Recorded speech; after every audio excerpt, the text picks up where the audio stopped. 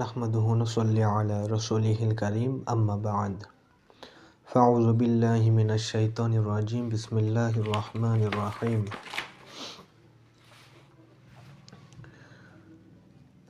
আমরা সংক্ষিপ্ত সময় আজকে লাইলাতুন নিসফি মিন শাবান অর্থাৎ শাবানের মধ্য রজনী সে সম্পর্কে আমরা সংক্ষিপ্ত কিছু কথা বলবো ইনশাআল্লাহ। আমরা এ রাতটিকে বাংলাদেশের মানুষ মধ্য শাবানের রজনী অর্থাৎ শাবান মাসের 15 তারিখের রাতের যে রাত 15 তারিখে অর্থাৎ 14 তারিখের দিবাগত রাত সেটাকে আমরা শবে বারাত হিসাবে বলে থাকি।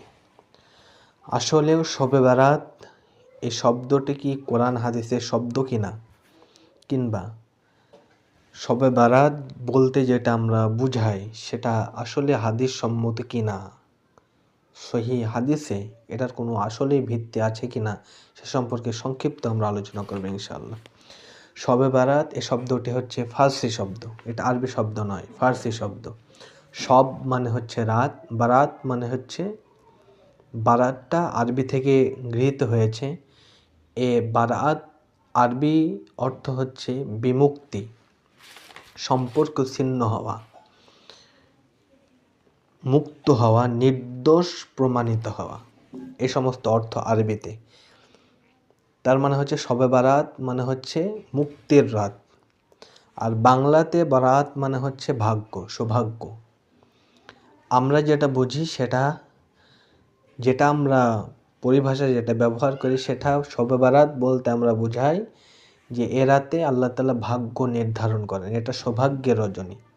আসলেও কি এটা কোরআন হাদিসের কোনো ভিত্তি আছে কিনা? হাদিসে শবে বারাত বলতে কোনো শব্দ নাই, কারণ এটা ফার্সি শব্দ। আরবি শব্দ হচ্ছে লাইলাতুল বারাত, আরবি শব্দও হাদিসে পাওয়া যায় না, ফার্সি শব্দ তো নাই। আসলে এই রাতে ভাগ্য নির্ধারণ হয় না। যেমন কোরআন হাদিসের শব্দ হচ্ছে লাইলাতুল নিসফি মিন শাবান, মধ্য শাবানের রাত। নিসফি মিন শাবান, মধ্য শাবানের রাত। তো সুন্নাহ শব্দ হচ্ছে বলা লাইলাতুল নিসফি মিন শাবান, মধ্য শাবানের রজনী, এটা বলা। শবে বারাত এটা সুন্নাহ শব্দ নয়। লাইলাতুল বারাত আরবি শব্দটাও এটাও সুন্নাহ শব্দ নয়। সুন্নাহ শব্দ হচ্ছে লাইলাতুল নিসফি মিন শাবান, শাবানের মধ্য রজনী, এটা হচ্ছে সুন্নাহ শব্দ। আমরা লাইলাতুল বারাতও বলবো না, শবে বারাতও বলবো না, বলবো লাইলাতুল নিসফি মিন শাবান অর্থাৎ মধ্য শাবানের রাত।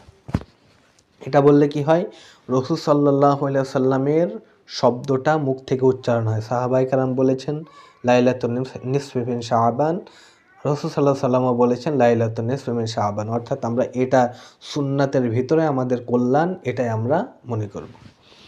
তো এই রাতে ভাগ্য নির্ধারণ হয় কি না, দেখুন একটি আয়াত আমাদের দেশে খুব, এই আয়াতটা শবে বারাতের কিংবা লাইলাতুল নিসফি মিন শাবানের মধ্য শাবানের রাত সম্পর্কে আয়াতটা ব্যবহৃত হয়, বলা হয়। আল্লাহ তাআলা বলেছেন ইন্না আনজালনাহু ফি লাইলাতিন মুবারাকাতিন ইন্না কুন্না মুনজিরিন। আমি তো তা নাজিল করেছি কোরআনুল কারীম, অর্থাৎ কোরআনুল কারীম আমি আল্লাহ তাআলা নাজিল করেছি এক বরকতময় রাতে। আল্লাহ তাআলা কোরআন নাজিল করেছেন বরকতময় রাতে। ফিহা ইউফরাকু কুল্লু আমরিন হাকিম, এই রাতে গুরুত্বপূর্ণ বিষয়গুলো নির্ধারণ করা হয়, স্থির করা হয়। তাহলে আল্লাহ তাআলা বললেন বরকতময় রাতে কোরআন নাজিল করেছেন, আর এই রাতে ভাগ্য নির্ধারণ হয়। তাহলে আল্লাহ তাআলা কোন মাসে কোরআন নাজিল করেছেন? কোরআনের ব্যাখ্যা কিন্তু কোরআন দিয়েই করতে হবে। কোরআনের ব্যাখ্যা কোরআন দিয়েই করা যায়। এই আয়াতের ব্যাখ্যা স্বরূপ আল্লাহ তাআলা কোন রাতে, বরকতময় রাত বলতে আল্লাহ তাআলা কি বুঝিয়েছেন, কোন রাতে কোরআন নাজিল করেছেন, সূরাতুল কদর পড়লে আমরা সেটা স্পষ্ট হয়ে যায়। আল্লাহ তাআলা বলেছেন ইন্না আনজালনাহু ফি লাইলাতিল কদর, আল্লাহ তাআলা কোরআন নাজিল করেছেন কদরের রাতে। কদরটা কোন সময়? রমজান মাসের শেষ বেজোড় দশকের যেগুলো রয়েছে সেগুলো যে কোনো একটি কদরের রাত। তা আল্লাহ তাআলা কোরআন নাজিল করেছেন কদরের রাতে, নিসফে মিন শাবানের রাতে নয়। এই আয়াত দ্বারা আমরা স্পষ্ট হয়ে যাই তা আল্লাহ তাআলা বরকতময় রাত বলতে লাইলাতুন নিসফে মিন শাবানকে বোঝাননি, মধ্য শাবানের রাত 15ই শাবানকে বোঝাননি। আল্লাহ তাআলা বুঝিয়েছেন লাইলাতুন নিসফে মিন শাবান নয়, আল্লাহ তাআলা এখানে বুঝিয়েছেন কোরআন নাজিল হয়েছে কদরের রাতে রমজান মাসে। রমজান মাসে যে কোরআন নাজিল হয়েছে সূরা বাকারার 185 নম্বর আয়াতে আল্লাহ তাআলা আরও স্পষ্ট করেছেন। আল্লাহ তাআলা বলছেন শাহরু রমাদান আল্লাযী উনজিলা ফীহিল কুরআন। আল্লাহ তাআলা রমাদান মাসে কোরআনকে নাজিল করা হয়েছে, কোরআনকে আল্লাহ তাআলা নাজিল করেছেন রমজান মাসে। এখান থেকে স্পষ্ট যে ইন্না আনজালনাহু ফী লাইলাতিম মুবারাকান, এই আয়াতটা রমজান মাস কেন্দ্রিক। কোরআন নাজিল হয়েছে রমজান মাসে লাইলাতুল কদরে। এই আয়াতটা সম্পর্কিত বরকতময় যে রাত, এটা লাইলাতুল নিসফে মিন শাবান নয়, এটা হচ্ছে কদরের রাতকে আল্লাহ তাআলা বুঝিয়েছেন। রমজান মাসে যে মাসে কোরআন নাজিল হয়েছে সেই মাসকে আল্লাহ তাআলা বুঝিয়েছেন। তাহলে এখান থেকে স্পষ্ট হয়ে যায় আল্লাহ তাআলা এরপরে বলছেন ফিহা ইউফরাকু কুল্লু আমরিন হাকিম। আল্লাহ তাআলা এই রজনীতে, এই রাতে গুরুত্বপূর্ণ বিষয়গুলো নির্ধারণ করেন, অর্থাৎ ভাগ্য তাকদীর আল্লাহ তাআলা স্থির করেন। আল্লাহ তাআলা এই মাসটাকে রমজান মাসকে বুঝিয়েছেন এই আয়াত দিয়ে।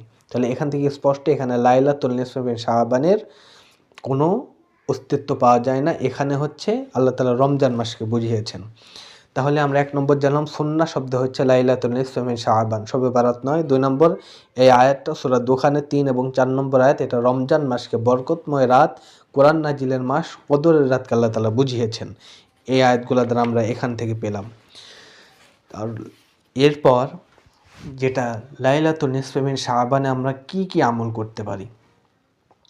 আমাদের সমাজে বহু প্রচলিত কিছু আমল রয়েছে, যেমন রাত জেগে সালাত আদায় করা, রোজা রাখা, কবর জিয়ারত করা, দোয়া করা, রাতে নফল ইবাদত সালাত আদায় করা, এই সমস্ত আমলগুলো রয়েছে। আসলে কি এই আমলগুলো হাদিস সম্মত? হাদিস থেকে কি এগুলো পাওয়া যায়? দেখুন, যেই হাদিসগুলো সহি নয়, সহি সূত্রে বর্ণিত হয়নি, দুর্বল হাদিস, জয়ীফ হাদিস, ওই জয়ীফ হাদিস থেকে 3টি আমল হাদিস থেকে পাওয়া যায়। 1 নম্বর হচ্ছে কবর জিয়ারত করা, 2 নম্বর হচ্ছে রাতে সালাত আদায় করা, 3 নম্বর হচ্ছে দোয়া করা। এই 3টি হাদিসই জয়ীফ, একটাও সহি সূত্রে বর্ণনা হয় নাই। আর এই রাতে যে ভাগ্য নির্ধারণ হয় এটা সম্পূর্ণ মৌজু একটি হাদিস, এই হাদিসের কোনো ভিত্তি নেই। তাহলে এই রাতে সালাত আদায় করা, রাত জেগে এই রাতকে কেন্দ্র করে, নির্দিষ্ট এই রাতকে কেন্দ্র করে 15ই শাবান রাতকে কেন্দ্র করে সালাত আদায় করা, এটা সহি নয়। এই রাতকে দোয়া করার নির্ধারিত রাত বানিয়ে নেওয়া, এই রাতে আল্লাহ তাআলা নির্দিষ্ট সময় কিংবা এই রাতে আল্লাহ তাআলা দোয়া বেশি কবুল করেন, এই ধারণা করা, এগুলা বেদাতের অন্তর্ভুক্ত। কবর জিয়ারত করাও বেদাতের অন্তর্ভুক্ত, কারণ একটাও সহি হাদিস কর্তৃক প্রমাণিত নয়। আর নাজায়েজ যে কাজগুলো আমাদের ভেতরে আছে, যে এই রাতে এই নিসফে মিন শাবানকে কেন্দ্র করে হালুয়া রুটি খাওয়া, এগুলো সম্পূর্ণ নাজায়েজ। যেমন তারা বলে, যারা এই রাতে হালুয়া রুটি খায় তারা স্থির করে, এই কথাগুলো বলে যে রাসূল সাল্লাল্লাহু আলাইহি সাল্লামের নাকি দাঁত ভেঙেছিল, সেই কারণে তিনি হালুয়া রুটি খেয়েছিলেন, কিছু খেতে পারছিলেন না। এই কথাটা যে ভ্রান্ত কথা, মিথ্যা কথা। কারণ উহুদের যুদ্ধে দাঁত ভেঙেছিল রাসূল সাল্লাল্লাহু আলাইহি সাল্লামের শাওয়াল মাসে, রমজানের কয়েকদিন পর শাওয়াল মাসে যুদ্ধ হয়েছিল, তখন দাঁত ভেঙেছিল। দাঁত ভাঙলো শাওয়াল মাসে, আর আমরা হালুয়া রুটি খেলাম যুক্তি দিয়ে শাবান মাসে, তাহলে তো মিলল না। এই কথাটাই হচ্ছে ভ্রান্ত কথা। সুতরাং এই রাতে হালুয়া রুটি করা সম্পূর্ণ বেদাত এবং নাজায়েজ। উদ্দেশ্য করে, এই রাতকে উদ্দেশ্য করে করা, এগুলো বেদাত। তাহলে এই রাতে আল্লাহ তাআলা গুনাহকে মাফ করেন, এই ব্যাপারে একটি সহিহ হাদিস রয়েছে, সহিহ ইবনে হিব্বান এবং বাইহাকির বর্ণনা এবং ইবনে মাজার বর্ণনাও রয়েছে। এই রাতে আল্লাহ তাআলা গুনাহ মাফ করেন, আমি সামনে হাদিসটা বলবো ইনশাআল্লাহ। 2 নম্বর হচ্ছে এই রাতে ভাগ্য লেখা হয়, এই কর্তৃক যে হাদিসটা রয়েছে সম্পূর্ণ মৌজু হাদিস, জাল হাদিস, এর কোনো ভিত্তি নেই। 3 নম্বর এই রাতে দোয়া কবুল হয়, এটাও জয়ীফ হাদিস। এই রাতে আল্লাহ তাআলা এই রাতে অনির্ধারিতভাবে সালাত আদায় করে, এই রাতকে উদ্দেশ্য করে লাইলাতুল বারাত কিংবা নিসফে মিন শাবানকে কেন্দ্র করে যে রাত জেগে সালাত আদায় করা, এটাও দুর্বল হাদিস, এটার কোনো ভিত্তি নেই। তারপরে 5 নম্বর হচ্ছে নির্ধারিত সূরা দিয়ে সালাত আদায় করা।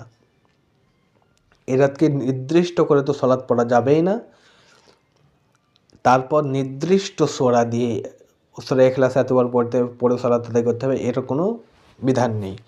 এরপরে মসজিদে একত্রিত হওয়া, এই রাতকে কেন্দ্র করে মসজিদে একত্রিত হয়ে সালাত আদায় করা, এটা সম্পূর্ণরূপে বেদাত একটি কাজ, সম্পূর্ণরূপে একটি বেদাত কাজ।